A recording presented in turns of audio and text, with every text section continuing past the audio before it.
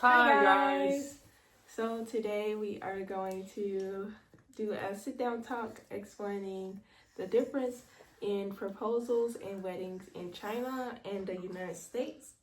And so we're just going to kind of go in chronological order of how the process will work. Because recently, many of my friends, they are either engaged or about to get married. Then I just realized, wow, the process of marriage is very different between Chinese culture and American culture. So I think it's gonna be an interesting video because we're going to talk about our own getting married experience and the event I saw my Chinese friends they held. So we've only gotten married once. You don't want to get married more than once. But, yeah. So all of these experiences is from our first time experiencing it and from our personal relations to it. So Yeah. So a lot of these things will be different for everybody, but this is from our experience.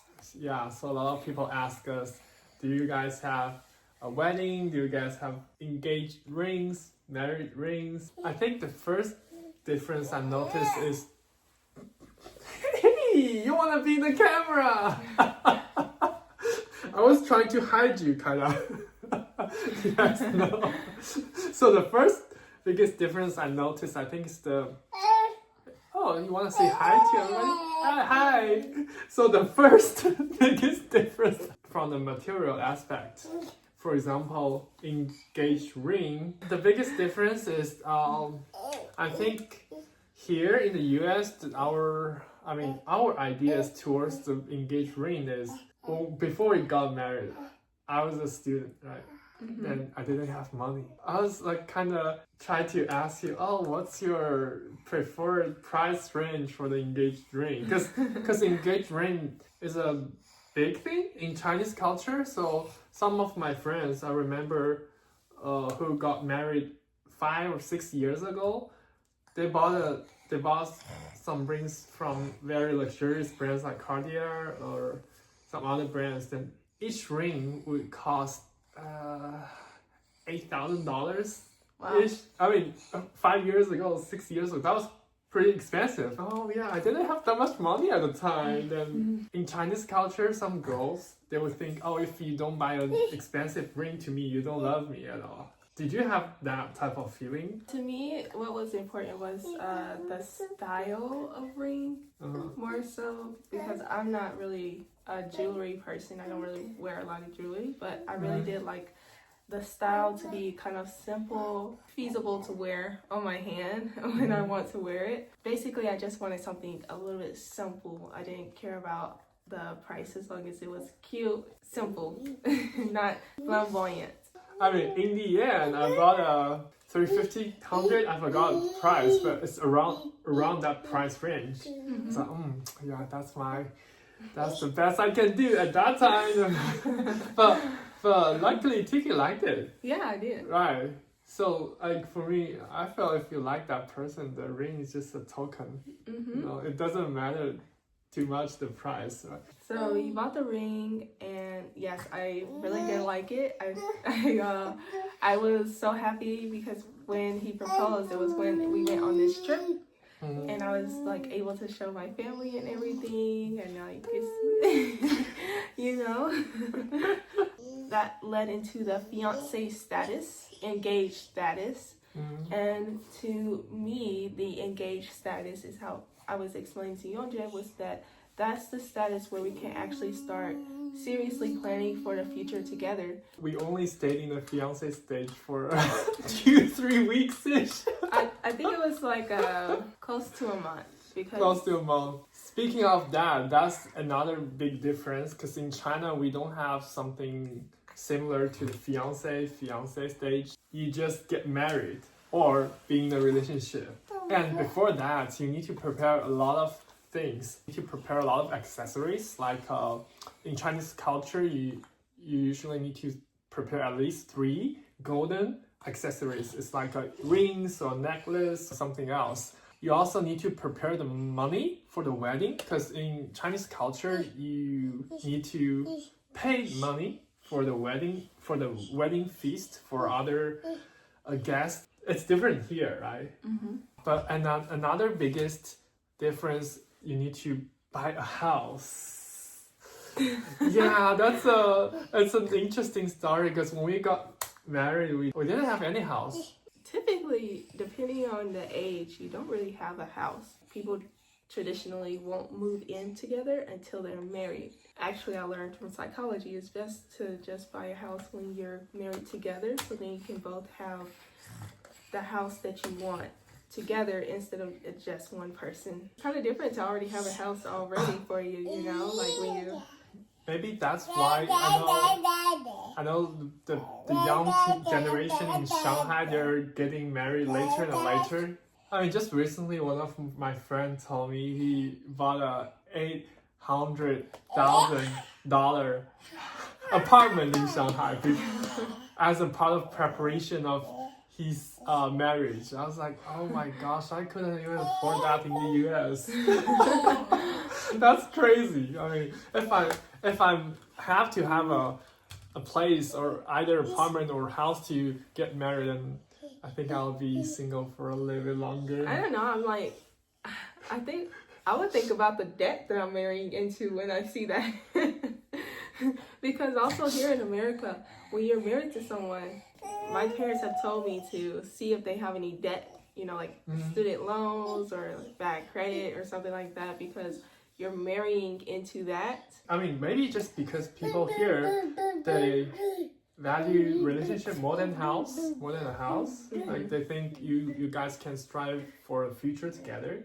I think in China the tradition is more girls, they want a sense of security, so they feel like if this guy has a nice car, nice house, it means he doesn't have any debt, so I can just simply I mean the parents from the girl's side, they can think, I can safely let my girl to marry this guy.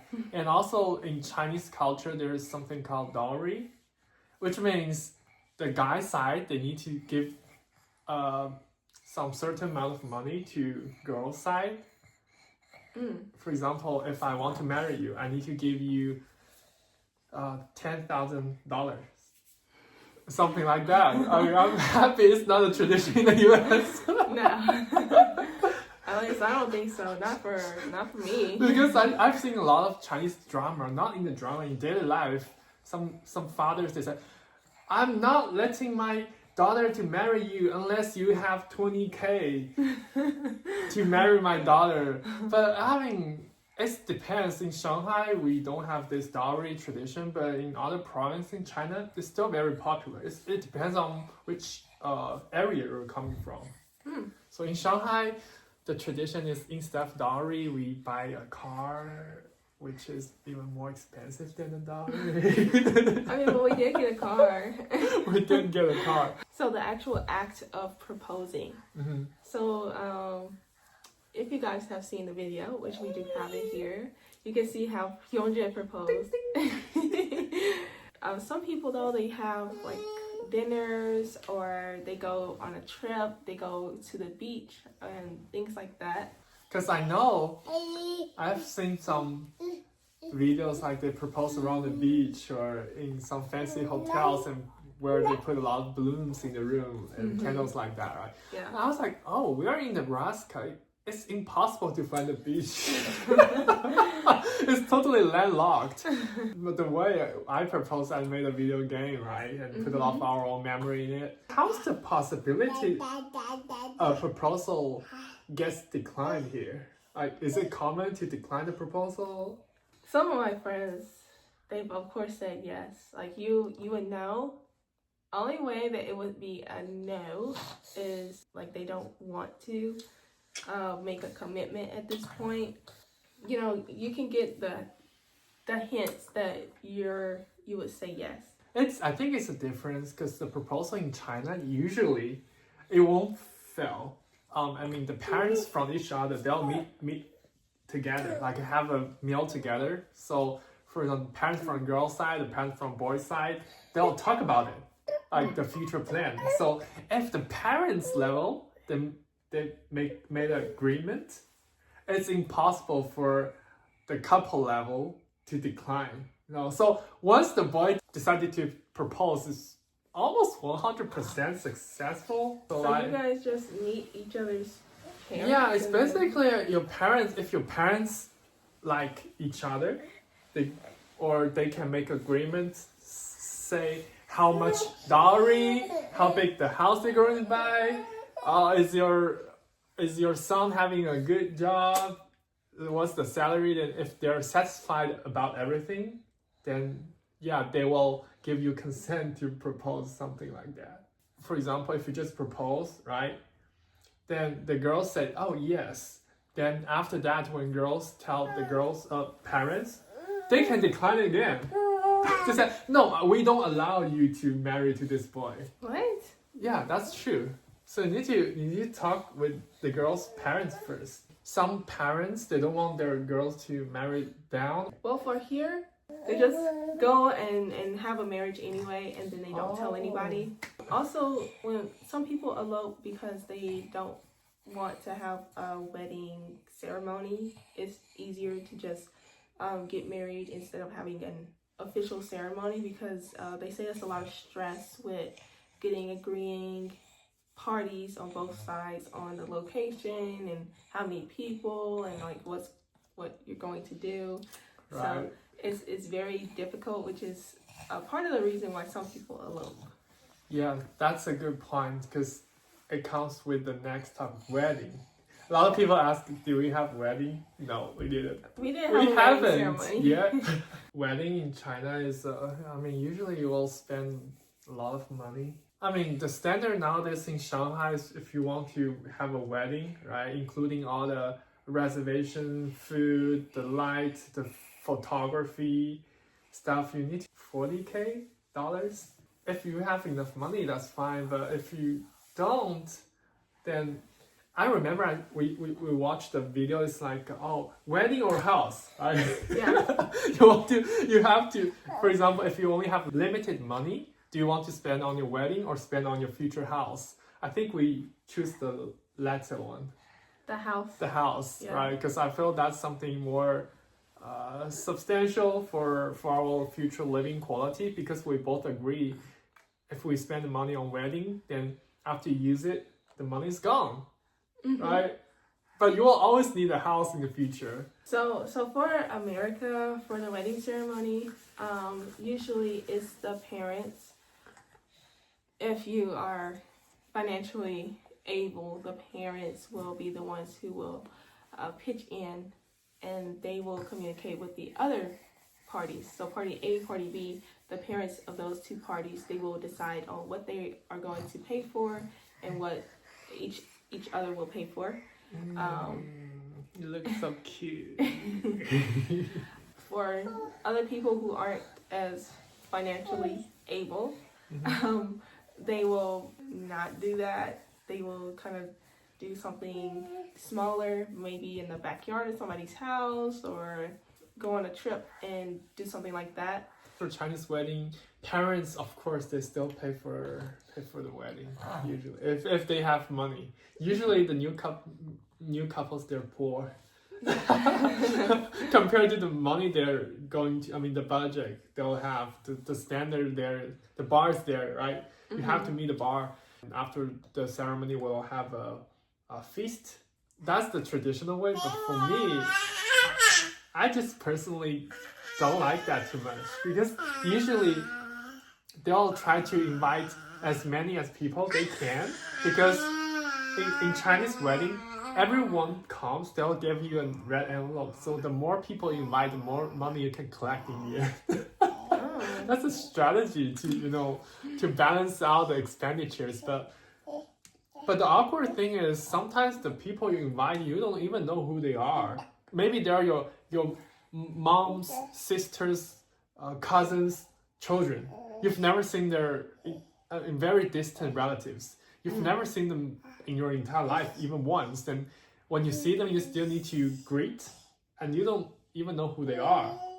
But you need to pretend you're very close. Hey, how are you? Yeah, but that's just too awkward for me. I feel like it's totally unnecessary. And some people, it's impolite to decline a wedding invitation. So once you send out even if they don't go, they'll need to give you some money.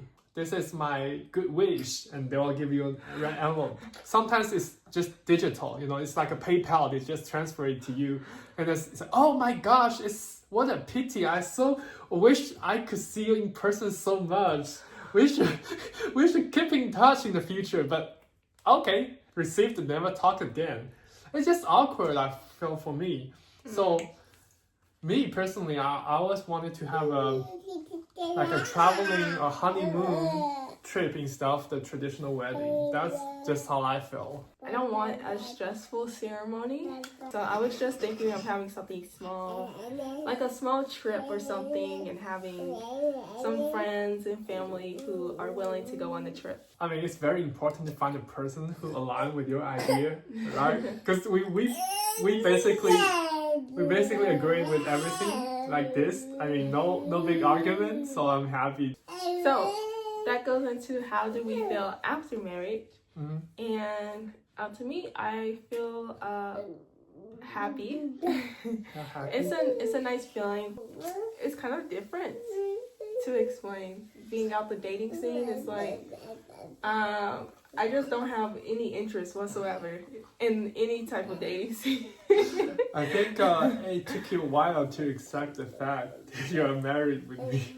Yeah, it took like, you know how you're in that mood of like, oh, at first we was like, oh, fiance, and you know, things like that. And then now we can say wife and husband.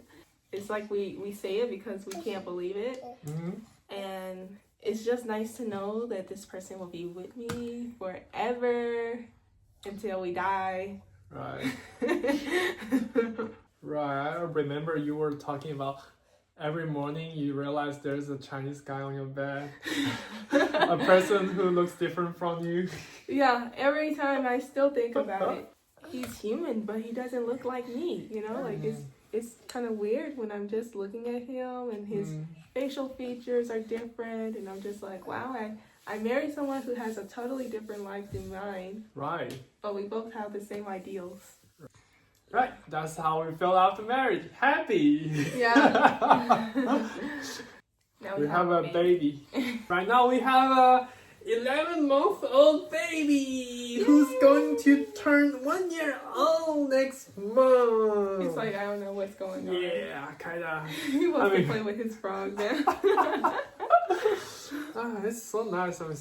I didn't realize the time passed so fast. It's almost 1 year after he was born. Yeah. Hi, kinda. You wanna say hello? Say hello. Yeah. Go, go, go, go. Go, go, go. Yeah. And we can enjoy all of our happy memories together with husband and child. Right. If you have any of your wedding experiences or proposal experiences, let us know in the comment below. Yeah, or how's the wedding marriage tradition in your country? Anyway, we'll see you guys next time. Bye.